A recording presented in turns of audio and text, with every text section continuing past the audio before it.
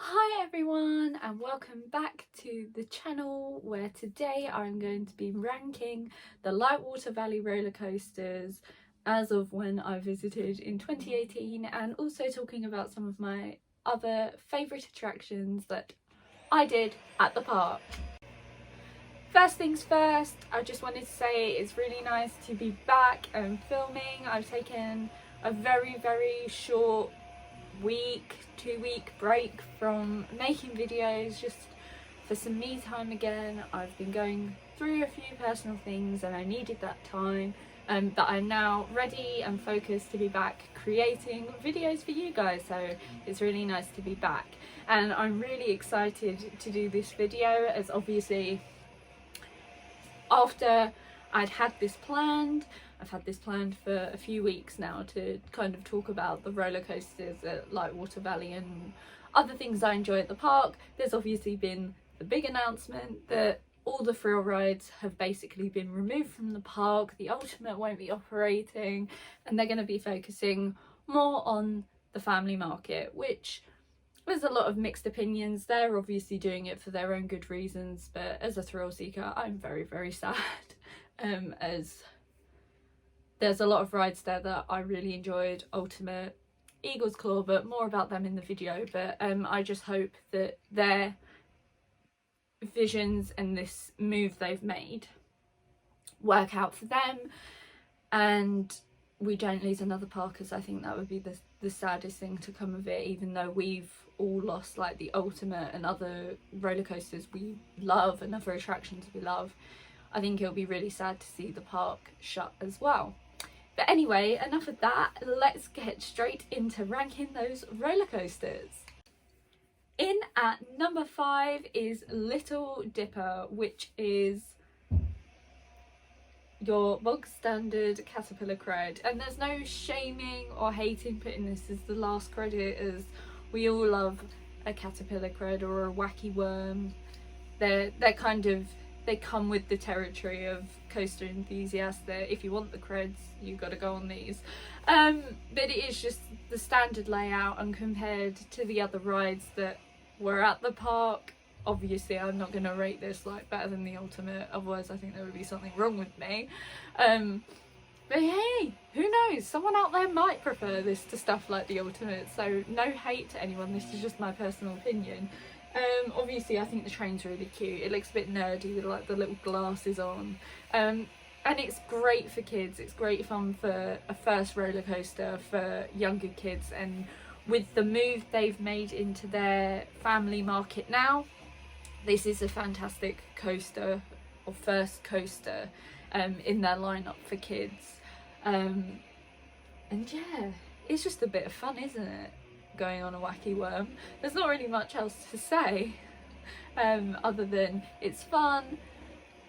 Coaster enthusiasts love getting these to build up their coaster creds, and it's always a nice addition to the park for younger guests. In at number 4 is Twister. Obviously this is now removed from the park. It was removed before the move out of the thrill market into the family market due to an accident that happened on it, so I won't go into too much detail about that. But the ride itself, it was okay. It's not the best Wild Mouse spinning coaster I've done. The one on Brighton Pier I prefer because you can get a spin. Obviously Ice Mountain, you can get some really good spins on there. It's your bog standard layout. There's nothing really special about it. It was a cred, and I guess that's the positive of it. And like, I think we got a bit of a spin, but not like a major spin like I've got on Ice Mountain with the likes of like Sean, my best friend. We went on Ice Mountain when we went to Fantasy Island in 2019, and oh my god, we spun so much that even the ride operators didn't attempt to stop our car spinning, so we were literally spinning for about 2 minutes on the brake run just waiting for it to stop. And you didn't really get anything like that on this, but it was fun, but it wasn't the best spinning coaster I've done. In at number 3 we have the Ladybird coaster. So this is still part of their lineup, and out of the 2 coasters they have, this is definitely the best one. But obviously when I went, there were 2 other roller coasters that are far superior in my mind. But for a family coaster, this is amazing. Like, me and Sean were purely taken aback when we went in 2018. We just kind of sat there just like, oh yeah, just kind of be your bog standard family coaster. But that actually has some force to it, and it feels quite quick. It's actually really fun, which is why it's above Twister, which may seem really strange to some people that I prefer this to Twister, but I just kind of found this more exciting and more fun, and it just felt not more thrilling, but it was a lot more enjoyable than the likes of Twister. And I think we went round 2 or 3 times because it wasn't too busy when we went, and we went on a Sunday in June. So it was just kind of that period between like the summer like holiday starting, and they just had like May half term. So it wasn't too busy even for a Sunday, and the weather was really, really good, which was strange. We weren't really expecting it because all leading up to it there had been rain, but it was really, really good weather when we went. And I really enjoyed it. I think it's really cute, and it's definitely going to stay very popular with their new move, especially since this is quite a good step up from the likes of Little Dipper to go on this. But personally, I do think they need to get another kind of family coaster in, because with these 2 the lines are going to get so long. Yeah, there's a lot of other filler attractions, but a lot of people will still be going for the roller coasters, so I think they do need to look into getting another family coaster, maybe something a little bit similar to this. But yeah, this is really good fun, and that is why it made it to number 3. Just missing out on the top spot in 2nd place, we have Raptor Attack. Out of everything that has been removed, is obviously the Ultimate is there, but it's just not going to be operating. But this has been literally removed from the park. This was the one that probably hurt the most out of the coasters, because I just love this. I think it is a gem of a indoor roller coaster. It was so dark, it was quite creepy, but the queue, it made it an experience where you go through the like tunnels, and it literally felt you were walking down like a sewer system or something, or down into like a mine shaft. It was really well themed for such a small park.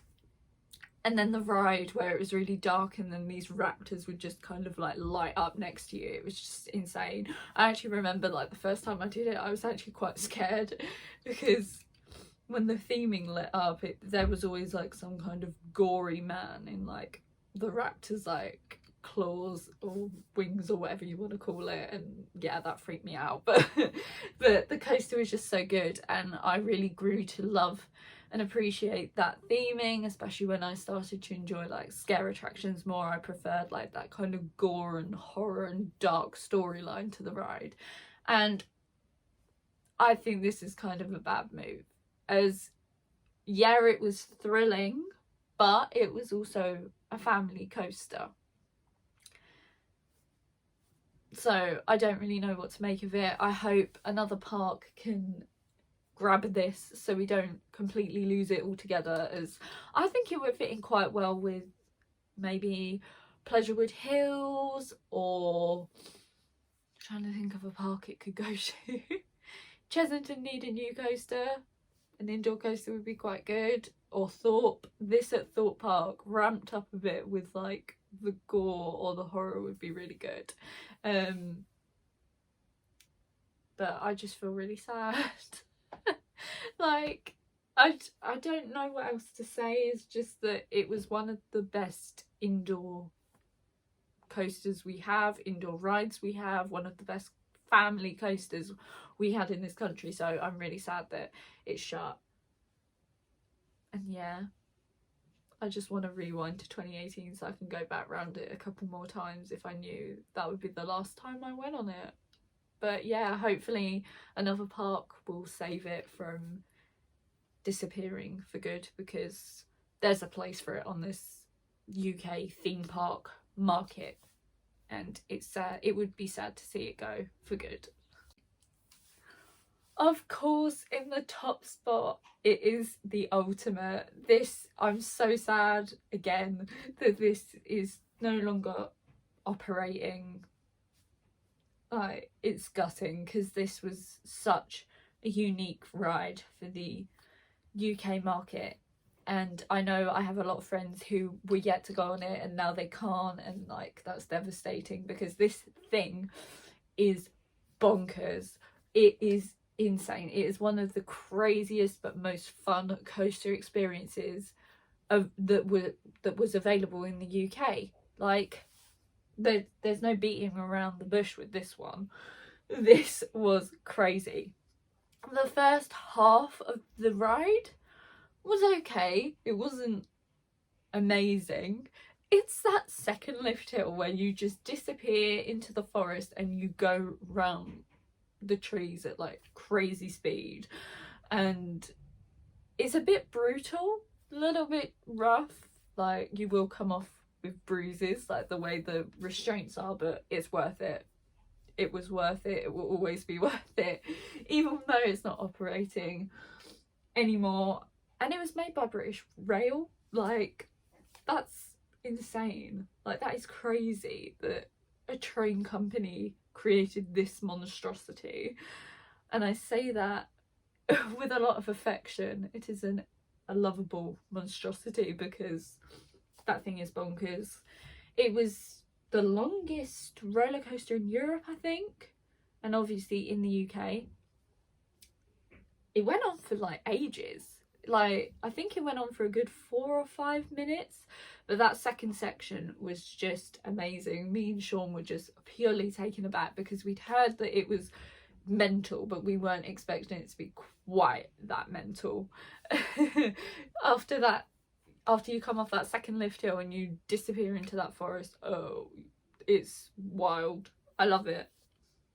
And again, I wish I could rewind to 2018 and go back on it just one more time, because it's gonna leave a huge hole in the UK market now, because there's nothing like it, and you can't really relocate a ride of that, like, that takes up that amount of space, and I don't know where it would go. But I wish there was some hope that we could save the ultimate. Maybe all the enthusiasts will just have to club together and save up and buy that land and just learn to op it ourselves so we can keep it. Because again, it's sad to see it leave the park's lineup. So with the roller coasters ranked, I'm going to talk about some of the other attractions that I really enjoyed. Most of these have now been removed, so I feel very sad, but again, I am praying that another park will grab them so we don't lose them for good. And the first one I have to talk about is Eagle's Claw. That is one of my favourite flat rides. I mentioned it with Sean in our Thorpe Park vlog from Halloween. Holy Jesus, this was incredible. We were going on Vortex and then we were like, yeah, the best one we've done, hands down, is Eagle's Claw, and I will stand by that until I go on one that's better, because this was so intense. Obviously the op could manually operate the ride, so he started it off quite gentle and we were like, yeah, it's all right. And then out of nowhere it just really kicked in and we started spinning like mad. It swung so high, and I think we actually stayed on, went around twice. Like, I don't know how we stomached it, but we did. And I'm gutted, absolutely gutted, that it's gone from Lightwater Valley now, because in that vlog me and Sean were saying, oh, in 2021 we will go back and go on like the ultimate again, and Eagle's Claw, we need to go back, and now it's gone. So Maybe we should have gone back in 2019, but I just feel so sad because we could have tied in a visit there with Flamingo Land when their new roller coaster opens. And I will always have a very special place in my heart for Eagle's Claw, and yeah, I just hope another UK park adds it to their lineup so I can enjoy their madness of this ride. And I hope they would operate it the same way Lightwater Valley did, purely for that intense cycle halfway through where they just ramped it up and it went absolutely crazy, as I've never experienced anything like that apart from Time Machine. But that is very different because Time Machine was not enjoyable.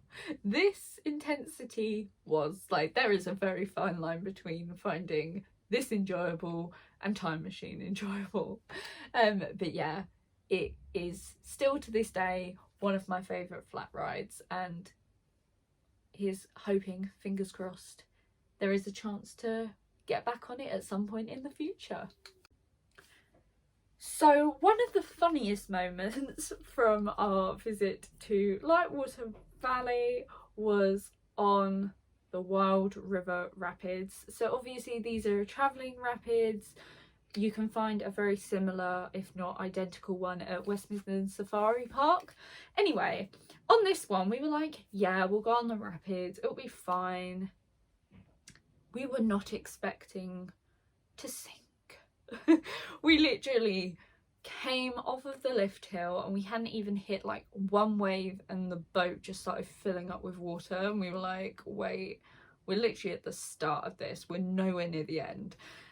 We were literally slowly sinking. Like, we could just feel ourselves getting lower and lower in the trough and the water getting higher and higher in the boat. So while they were very fun, we were also very aware that we were probably going to get absolutely soaked, and not from the rapid side, purely from the fact that our boat was sinking. So while it isn't the best memory because we were obviously in a faulty boat and we were sinking, it was still a really funny moment that I got to share with my friends, and it's one that will always stay in my mind because who would ever forget sinking on a travelling rapids ride.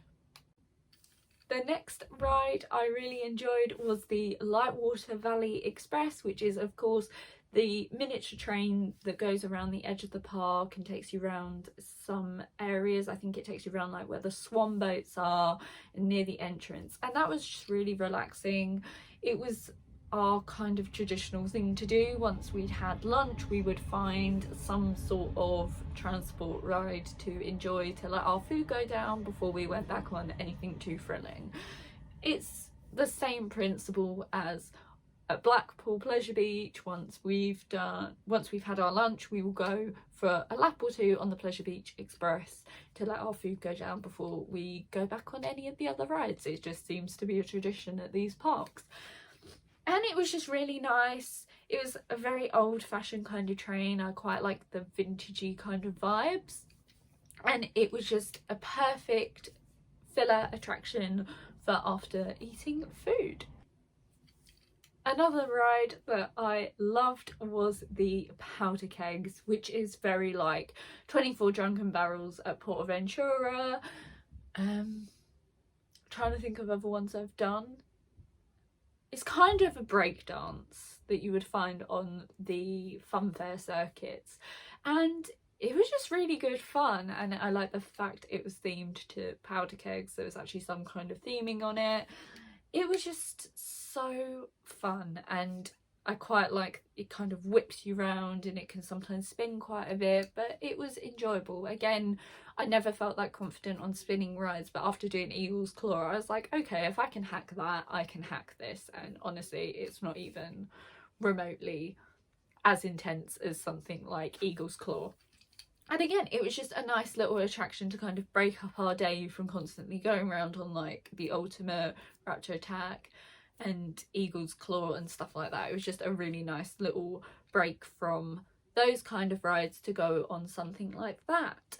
At the moment it is still part of the park's lineup, but because it is more on the thrilling side than the family side, I do sadly see that being removed soon, which really upsets me, as it was great fun and it's a nice attraction to have, especially at that kind of park. It was kind of an in the middle kind of attraction, so yeah, some family members might enjoy it, but also it had that thrill factor for the thrill seekers, and hopefully they'll keep it, but sadly I don't really see it lasting much longer. So again, we can hope that another UK park will snatch that up and put that into their lineup so we don't lose it. The next attraction I'm going to talk about is Splash Falls, which is the 3 separate dinghy slides, and they're all kind of under the one name, and you kind of walk up the stairs, queue, and then you choose which one you want to do. Because it was so quiet when we went, we decided to walk up those stairs 3 times and try out each of the slides, and they were all really fun.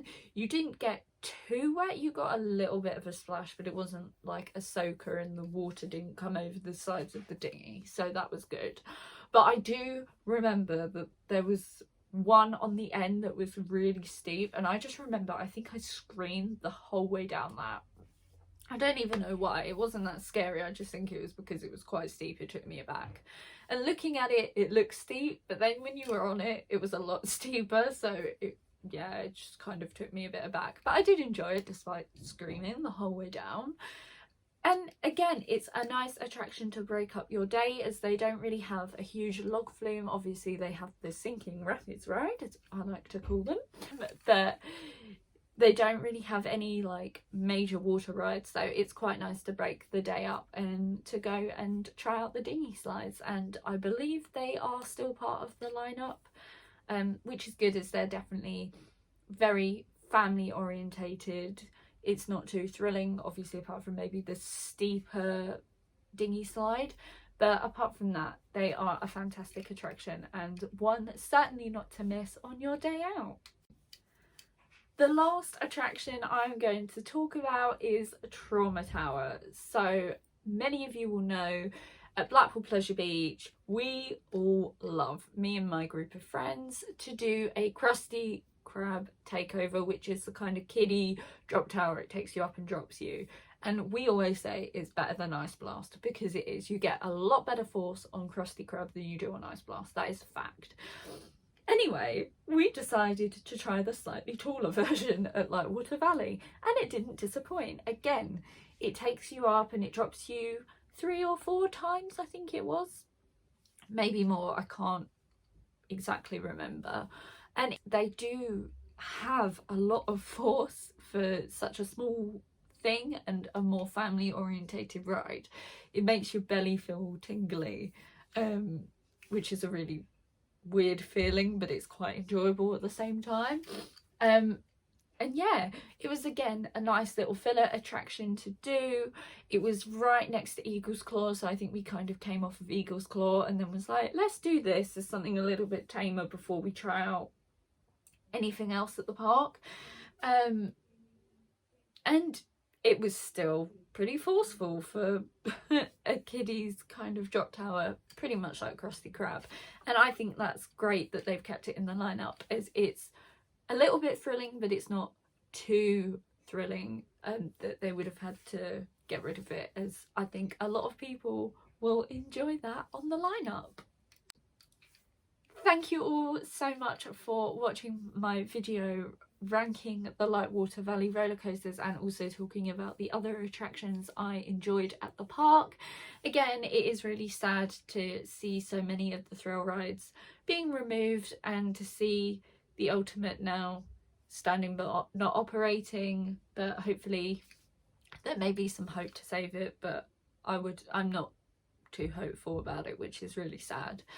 But I did really enjoy my visit to Lightwater Valley back in 2018, and I now wish I had got back there sooner, so I could have experienced everything one more time before the news was announced this year.